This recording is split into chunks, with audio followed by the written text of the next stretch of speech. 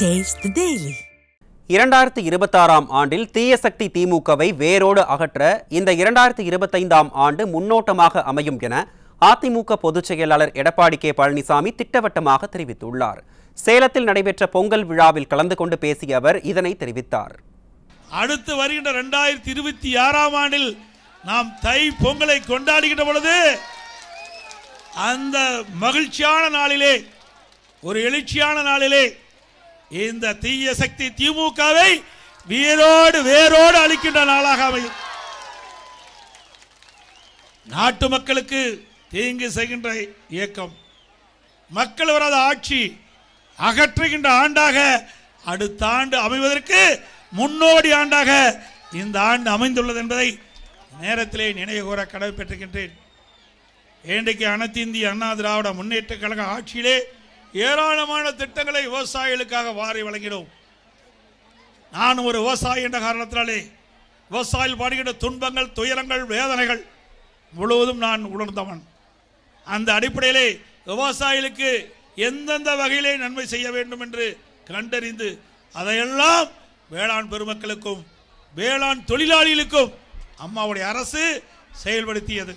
அவர்கள் ஏற்றம் பெறுவதற்காக அதிமுக ஆட்சியிலே ஏற்றமான திட்டங்களை கொண்டு வந்து நடைமுறைப்படுத்தி, அதனால் தமிழ்நாடு வேளாண் உற்பத்தியிலே ஒரு சாதனையை படைத்தது. தொடர்ந்து 5 ஆண்டு காலம் உணவு தானிய உற்பத்தியில் இந்தியாவிலேயே கிஸ் கர்மான் என்ற விருதை பெற்றது. அந்த அளவுக்கு வேளாண் பெருமக்களுடைய உழைப்பு அபரிதமானது. அவர்களுக்கு தேவையான உதவி செய்தது அம்மாவுடைய அரசு. இன்றைக்கு வறட்சி வந்தது, பாதிக்கப்பட்ட விவசாயிகளுக்கு வறட்சி நிவாரணம் கொடுத்தோம். புயல் வெள்ளம், விவசாயி பாதிக்கப்பட்டாங்க. பாதிக்கப்பட்ட விவசாயிகளுக்கு அரசாங்கத்தின் சார்பாக உதவித்தொகை, விளைபொருளுக்கு தேவையான விலைகள் கிடைக்கப்பட்டன. விவசாயிகள் மகிழ்ச்சியோடு வாழ்ந்த காலம் அதிமுக காலம். 2021 சட்டமன்ற பொதுத் தேர்தல் போது கவர்ச்சிகரமான திட்டங்களை அறிவித்தார்கள். அதை நம்பி மக்கள் வாக்களித்தார்கள். அதனால் கொள்ளைப்புறத்தின் வழியாக திமுக ஆட்சிக்கு வந்தது. ஆட்சி பொறுப்பேற்று 4 ஆண்டு காலம் உருண்டோடி விட்டது. இந்த 4 ஆண்டு காலத்தில் நாட்டு மக்களுக்கு என்ன நன்மை செய்தார் என்று பார்க்கின்ற பொழுது பூஜ்ஜியம் தான் கிடைக்கப்பட்டது. எந்த நன்மையும் மக்களுக்கு கிடைக்கவில்லை. மக்களுக்கு நன்மை கிடைக்கவில்லை, வீட்டு மக்களுக்கு நன்மை கிடைத்ததுதான் இந்த ஆட்சியுடைய சாதனை. குடும்பத்தில் இருக்கின்றவர்களுக்கு ஆட்சி அதிகாரத்துக்கு வருவதற்காக இந்த ஆட்சியை பயன்படுத்திக் கொண்டிருக்கின்றார்கள். இன்றைக்கு நாட்டுக்கு ஒரு முதலமைச்சர், ஆனால் திராவிட முன்னேற்ற கழக அரசிலே 4 முதலமைச்சர் இன்றைக்கு நாட்டை ஆட்டிப்படுத்திக் கொண்டிருக்கின்றார்கள். அதற்கெல்லாம் முடிவு கேட்கின்ற தேர்தல் 2026 தேர்தலாக இருக்க வேண்டும். இன்றைக்கு கலப்பின பசுக்களை உருவாக்கி தருகிறோம், கலப்பின ஆடுகளை தருகிறோம், கலப்பின கோழிகள். இதனால் பொருளாதாரம் கிராமத்தில் வளர வேண்டும். அதற்காக கொண்டு வந்த திட்டம் கால்நடை பூங்கா. நேற்று தினம் மனசு எப்படி திறந்திருக்கிறார். இன்னைக்கு நான் பேசுவேன்னு தெரியும். 3 ஆண்டு காலமாக பூட்டி வச்சிருந்தாங்க. 1000 கோடி. இந்த வேளாண் பெருமக்கள் வந்திருக்கிறீங்களே, என் கண் முன் நிற்கின்றீங்களே, வேளாண் பெருமக்கள், வேளாண் தொழிலாளர்கள், அவருடைய வாழ்வு மலர வேண்டும், பொருளாதாரம் கிடைக்க வேண்டும் என்பதற்காக 1000 கோடியில் 1000 ஏக்கரில் பிரம்மாண்டமான, இந்தியாவிலேயே பிரம்மாண்டமான கால்நடை பூங்காவை கட்டி நேற்றைய தினம் தான் மனசு முதலமைச்சர் திறந்து வச்சிருக்கிறார். இன்னும் அது முழுமை பெறல. ஏன்னா இது முழுமை பெற்றால் அதிமுக கட்சிக்கு புகழ் வந்துடும். ஏற்கனவே அதிமுக அரசாங்கம் தான் அதற்கு பெருமை வந்துடும் என்று கருதி அதை கிடப்பில் போட்டிருந்தாங்க. நாங்கள் சட்டமன்றத்தில் பேசி, பொதுக்கூட்டத்தில் பேசி, விவசாய பெருமக்கள் அங்கே போராட்டத்தை நடத்தி, எங்களுடைய சட்டமன்ற உறுப்பினர்களை போராட்டத்தை நடத்தி, அதற்கு பிறகுதான் நேற்றைய தினம் மனசு முதலமைச்சர் இன்றைக்கு கெங்கவள்ளி சட்டமன்ற தொகுதியில் தலைவாசல் கூட்டு ரோட்டிலே கட்டப்பட்ட பிரமாண்டமான கால்நடை பூங்காவை திறந்து வச்சிருக்கிறாங்க. அதே மாதிரி விவசாயிகளுக்கு மும்முனை மின்சாரம். எப்போ விவசாயிகள் போனாலும் பம்பு செட்டுக்கு அங்கே கரண்ட் ஆப்ரேட் பண்ணால் மின்சார மோட்டார் ஓடும். 24 மணி நேரம் மும்முனை மின்சாரம் கொடுத்தோம். அதையும் இந்த ஆட்சியில் துண்டிச்சிட்டாங்க. பயிர் காப்பீட்டு திட்டம் கொண்டாந்தோம், விவசாயிகளுக்கு கடன் தள்ளுபடி செஞ்சோம். அதேபோல் கிராமத்தில் வாழ்கின்ற விவசாய தொழிலாளிக்கு பசு வீடுகளை கொடுத்தோம். இப்படி பல திட்டங்களை கொடுத்தோம். கிராமத்தில் இருக்கின்ற மக்கள் தங்குதல் இல்லாமல் அற்புதமான தார் ரோடு. இந்தியாவிலேயே கிராமத்தில் சிறப்பான தார் ரோடு போட்ட ஒரே அரசாங்கம் அதிமுக அரசாங்கம் தான், வேற எந்த அரசாங்கத்தில் இல்லை.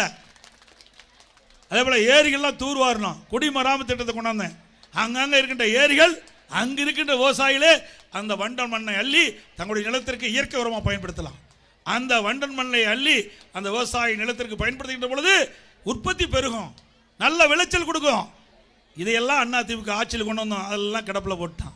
தடுப்பனை எங்கெங்கெல்லாம் வீணாக போய் மழை பெய்கின்ற நீர் அந்த நதியின் வழியாக ஓடை நதியாக போய் கடலில் கலக்குது, ஆற்றுல கலக்குது. அப்படி அந்த நீர் அங்கேயே தேக்கி தடுப்பனை கட்டி நிலத்தடி நீரை உயர்த்துகின்ற அரசாகமா அதிமுக அரசு இருந்தது என்பதை நேரத்தில் தெரிவித்து, அதிமுக அரசு உங்களுடைய அரசு, கிராமப்புற மக்களுடைய வளர்ச்சிக்காக அடித்தளம் விழுகின்ற அரசு.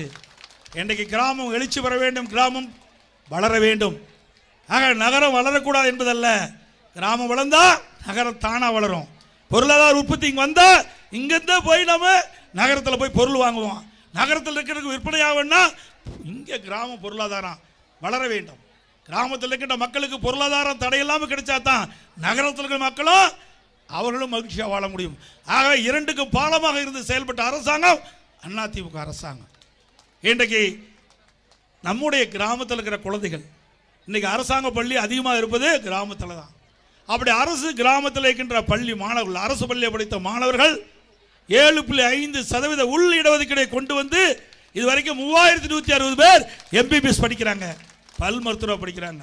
இந்த உள் இடஒதுக்கீட்டின் மூலமாக இன்றைக்கு கிராமத்தினுடைய கிராம அரசு பள்ளியை படிக்கின்ற நம்முடைய மாணவ செல்வங்கள் இன்றைக்கு மருத்துவக் கல்வி படிக்கக்கூடிய அளவிற்கு அதிமுக ஆட்சியில் தான் திட்டத்தை கொண்டாந்து நடைமுறைப்படுத்தினோம். இன்றைக்கு கிராமத்தில் வாழ்கின்ற ஏழை எளிய குடும்பத்தில் பிறந்த மாணவ மாணவிக்கு அம்மா இருக்கின்ற பொழுது நிறைய திட்டம். இன்றைக்கு விலையெல்லாம் புத்தகம், நோட்டு கொண்டு வரதுக்கு, பைய, பள்ளிக்கு போகிறதுக்கு சைக்கிள், அறிவுபூர்வமான கல்வி கிடைக்க மடிக்கணி எல்லாம் நிறுத்தின ஆட்சி இந்த விடியா திமுக ஆட்சி.